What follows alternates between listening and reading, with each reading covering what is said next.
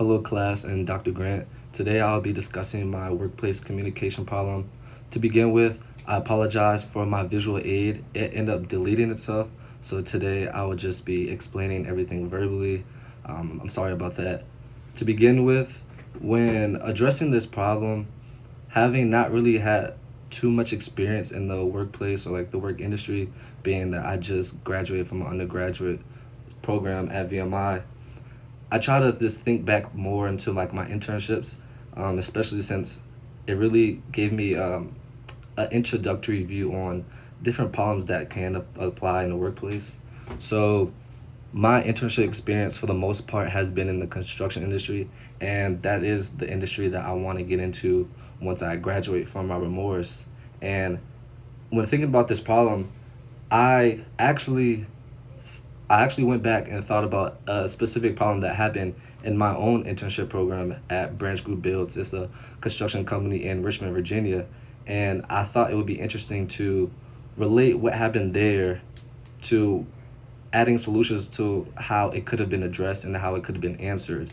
So basically, the problem of my workplace communication problem is old managing traits of a superintendent on the job site has been proven to be inadequate regardless of past success.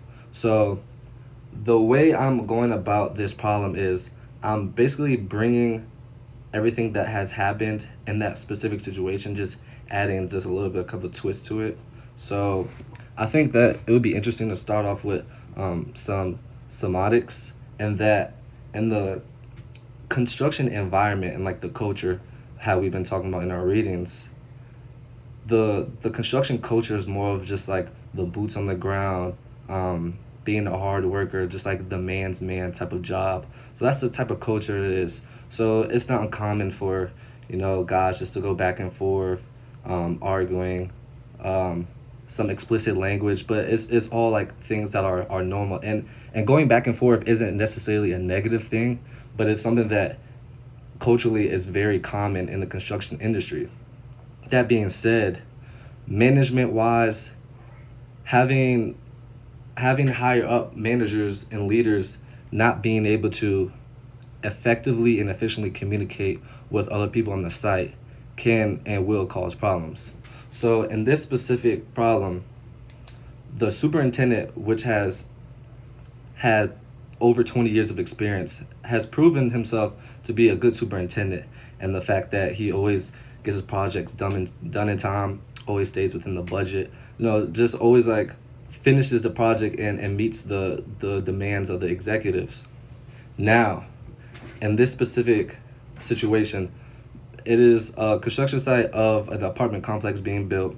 The way that the construction company does it is they're running the site, but subcontractors have been contracted out to complete all the tasks, from electrician to plumbing to carpeting, everything that you can think of. So the construction company itself doesn't necessarily do the work, they just manage the work. Now, in this situation, the superintendent has had a lot of angerous outlashes towards many subcontractors. This has caused the subcontractors to kind of have some animosity towards the leadership. There's a lot of bad communication and no communication, which has kind of set the project behind. And the fact that if obstacles or problems arise within the subcontractors, they sometimes don't want to go to management because they don't want to get yelled at or they don't want to have arguments arise. I think the audience for this could be the construction industry as a whole, because this doesn't just happen at a few job sites. I would imagine that this happens at a lot of sites. So one exigence that I want to comment on is the fact that there's many subcontracting groups. I mean, there's many different types of people and many backgrounds that they come from.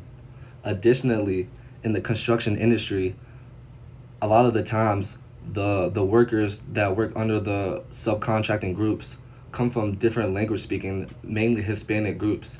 So with conflicts between communication between English to English, if there's already a problem, imagine the problems that can arise when there's not good communication between English and another language such as Hispanic. So in this problem, I try to develop goals or solutions that weren't developed in my time of the internship. And these four solutions were to either one, provide training to their superintendent. So it'll give him the opportunity to recognize what the problem is and develop the traits to go back and improve upon them. The second solution to this was to basically create a liaison or the assistant superintendent that would be the direct contact point for the rest of the job site to come talk to. So since the superintendent isn't doing that well of a job communicating with everyone on the site, we could appoint someone that is a good communicator and is able to go ahead and communicate with everyone else. The third solution would be to just replace the superintendent and bring somebody else in that is very capable of running the job site, but also thoroughly communicating, coaching, and managing the site. And the last solution would to be hold weekly meetings with the entire, like every foreman from every subcontracting group, so they can come in and address their problems, and as a unit just talk about what's going on, like what obstacles they're facing and what things they need to receive from the management side to get their tasks done. So yeah, that's basically what my workplace communication problem is, and the different solutions that I have. I liked the part of this assignment of developing the solutions, because the solution that ended up happening in my experience at the internship was they just completely removed the superintendent and replaced him.